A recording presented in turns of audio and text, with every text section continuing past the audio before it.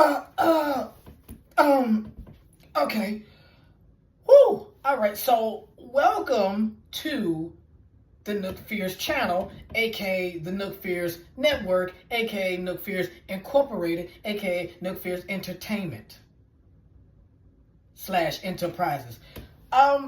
So this is a quick little story time for the channel. I wanted to open up about a past experience of mine with a very good dear friend from my past who I love dearly. What I'm about to say is a public apology, basically. And by no means of this story do I promote domestic violence or violence against women at all. I want to clear that up. This is not an encouragement of violence against women. This is more of a self-defense story. But I'm going to give it to you because I'm open. And who's going to tell my story better than I'm going to tell my story? So, back in the day, I grew up with some people. I grew up with some good friends. Some still here. Some have gone on to glory. But while she's still here, we've already patched things up. We've already buried the hatchet. We've been cool ever since this happened. So this is so in case you're wondering if this is going to trigger something, no, we are both past this, and I'm sure she's going to appreciate this coming from me. But I want to tell you guys about an experience I had back in elementary with my very good friend Kayla Davis. Hey Kayla.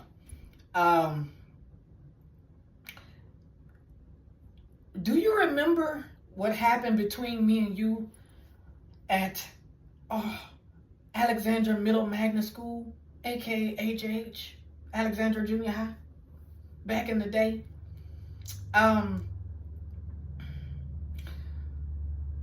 This is what happened, people. I stabbed her, but it's not what you think, okay? It's not what you think. And I'm gonna tell you why. So, I don't know what happened that morning or that day that had me in not the greatest of moods. I'm a happy-go-lucky guy. I'm even keel most of the time, except when I'm starting my shit. But I'm not trying to start my shit. But for whatever reason, I was not in a good place or a good mood on this particular day. Now, we are sitting in class, Kayla, and you know how in school, how you have the seats where you got the baskets under the seat where you can put your books and binders and all that stuff. So we were sitting in our seats, and she was sitting behind me, right? Like I said, not in the mood. And we've been knowing each other for some years, you know what I'm saying, since we was little kids. So we had, I guess, a little playful relationship, and she decided she wanted to play that day. She decided that she was going to put her feet on my basket, on my seat. And every time she did it, my chair would move a little bit. And it was bothering me. It was a minor irritation, but like I said, I was not in the best of moods. And whatever was going on with me, I did not want her putting her feet on my basket because it moved my seat. Okay? Now, me being the nice guy that I am, I politely, and I do mean I politely, asked her to not put her feet on my seat. She kept doing it. I asked again. I said, Kayla, do not put your feet on my seat. What do you think she did? She kept putting her feet on my seat. So, I'm getting, I'm feeling the trauma for just talking about this. I really am. So I was like, okay. I tried to be Mr. Nice Guy. You don't want to listen. You don't want to freaking listen. I am pleading with you, and you don't want to listen. Okay. So my intentions was not to harm Miss Davis. I was not trying to hurt you, Kayla. Do you hear me, Kayla? Do you hear me? I meant you no harm, Kayla. I meant you no harm. So what I did was I took my pencil, fully sharpened, very sharp. I took my pencil, and I was just gonna put my basketball skills to the test. I was just going to pump fake. I know what this looks like. Get your mind out the gutter. I was just gonna pump fake just to try to get her to move her legs. That's it. That's all I wanted to do. Just move your legs, move your feet. And it wasn't working. She was resilient. She was determined to mess with me on this thing. And as you can see, I don't even have my glasses on. I don't have my ice on. That's how I know. That's how y'all know I'm being serious. I'm being genuine. This is real. Because I want to be sincere. So it wasn't working. So you know what? This is when I realized I may have had a slight anger problem. Because at this point, I hadn't really had no issues. I hadn't been in trouble. I hadn't really learned of any anger that I might have built up inside me up until this point. So I got a little carried away. My anger and my emotions got the best of me, as they would at that young age. And I took the pencil. And I raised it as high as I could. And the plan was to stop.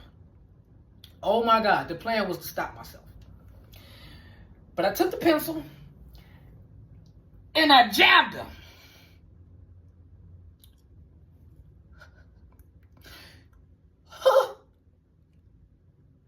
Before I realized what happened, I looked down. I pierced the skin. I stabbed her. And at this point, I'm panicking. My heart is racing. My blood pressure's up. I don't even have blood, but my blood pressure's up. I'm like, oh my God, I killed her. That's the first thing that came to my mind. Oh my God, I killed her. And at this point, the class has seen what happened, and they're making a ruckus. And I still have the pencil right here. It's in the leg. And the teacher asks, what's going on? And I say, I killed her. I killed her, teach. I killed her. And I'm so afraid to look back because I've never seen a dead body in my life before. And I didn't want to start. I was afraid to look at her because I knew I killed her. I knew she was dead. I hit a major artery. I knew I did. But you want to know what happened? You want to know the scariest part about this moment? Is I finally gathered the strength to look at Kayla. And do you want to know what I saw, Kayla? Huh, Kayla? Do you want to know what I saw? I looked back at Kayla. And this is when I knew Kayla wasn't a girl. She was a woman. I looked back at Kayla. The definition of unbothered. She was just sitting there, stone-faced, as if to say, is that all you got? So I take the pencil out. The blood is rushing from her leg. She's paralyzed. I know she's paralyzed. There's no way she is ever walking again. Too much blood. So at this very moment, I'm not looking at Kayla anymore because the fact that she was so unbothered and stone-faced, I'm like, she's dead. This is what a dead body looks like. She's not moving. She's dead. I killed her.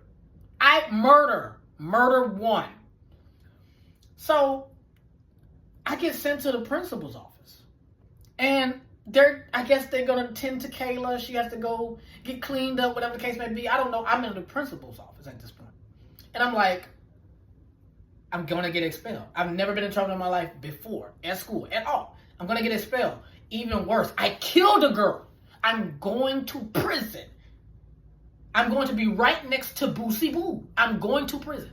I'm getting expelled. I'm going to jail. My life is over. That's all I'm thinking about. So, my mama come up there. Mama asked me what happened. Boy, what happened? I killed her. I killed Kayla. Kayla is dead. She's dead. Kayla's mom come up there. I have to tell her, I killed your daughter. How do you tell a mother you killed their daughter? So I'm sitting there. I'm waiting for my punishment. And lo and behold, Kayla walk in there. She's not dead. She's not even paralyzed. Kayla's okay. She's alive. At this point, well, I'm not going to jail. I'm not going to Angola. Okay? But I still might get expelled. So Kayla, we all in the principal's office. It's me and my mom, Kayla and her mom. And the principal's trying to get the rundown of the story about what was going on. I tell him, I stabbed her. I stabbed her. I begged and pleaded for mercy. That's all I wanted. I didn't want the electric chair. I just wanted mercy. So, I didn't get expelled. But I do believe I got a couple days suspension, which for me was like, it was almost like being sentenced to 25 years. I didn't know what that felt like to be suspended. That wasn't my stilo. That wasn't my thing to get in trouble. And then, upon my suspension, it was also agreed upon that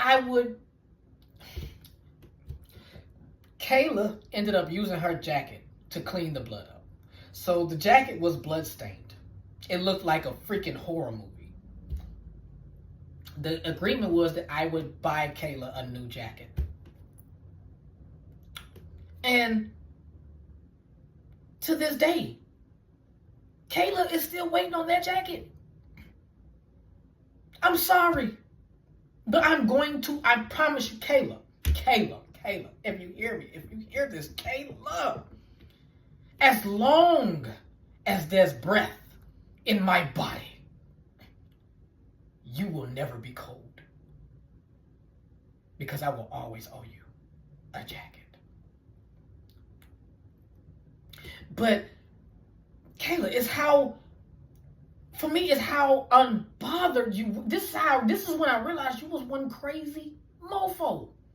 And I say this to say, Paul, your sweet, dear husband, Paul, thank you for your service.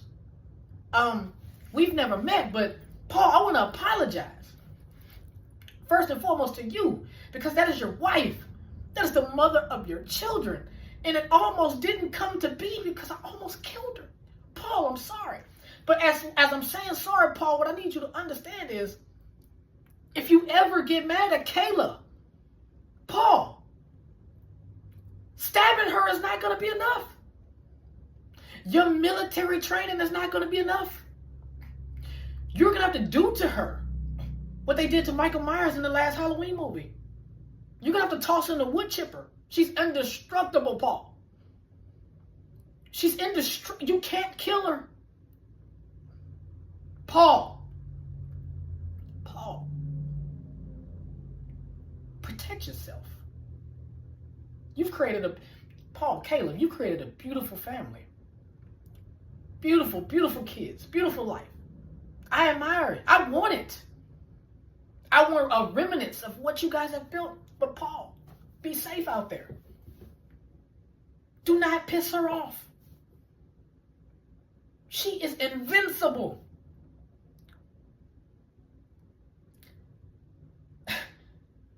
Kayla, I'm sorry. I'm trying my best to conjure up a tear because this is real. But I'm not very good at crying on cue. But it's in there. in there, Kayla. That one little tear, and I mean it, is in there. I'm sorry. I said I'm sorry, Kayla. I never meant to hurt you. I never meant to make you cry. I'm trying to get these skeletons out of my closet. Like I said, people, me and Kayla, we've made up since then. That is my dog. And I almost took my dog out of here. I'm sorry, dog. You my dog. I'm sorry. And I mean it. I'm not just starting my shit, I promise. Kayla, I am genuinely sorry for that traumatic experience that we both went through. Every time I see blood, I think of you. It takes me back to that moment in that classroom. When I stabbed you right through your soul. Kayla. I'm sorry. I'm proud of you. I'm proud of the woman you've become. Everything that you've fought through, your life, all the battles that you've gone through and are going through and will continue to go through. And I know you're going to overcome them because you are indestructible, Kayla. I want my future wife to be as solid as you are mentally and damn sure physically. Because if I could stab you, Kayla, and you could walk away from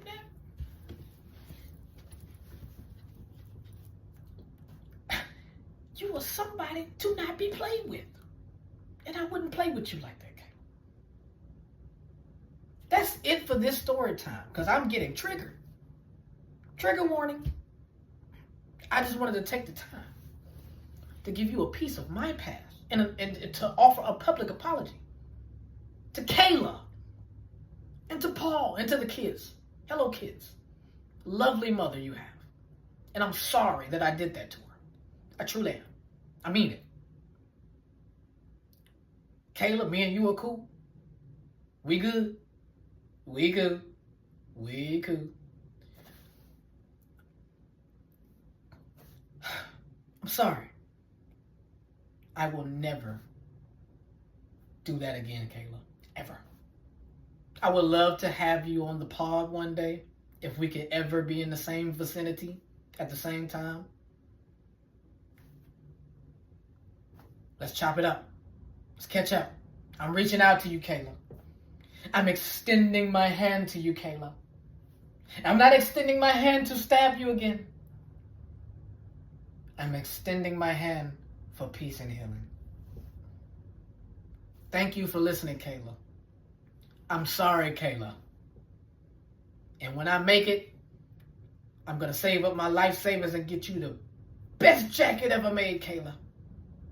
Until then, keep her warm, Paul. Because the minute her body goes cold, that's when we're both in trouble. Story time over. Tune in to the next story time, whenever that may be.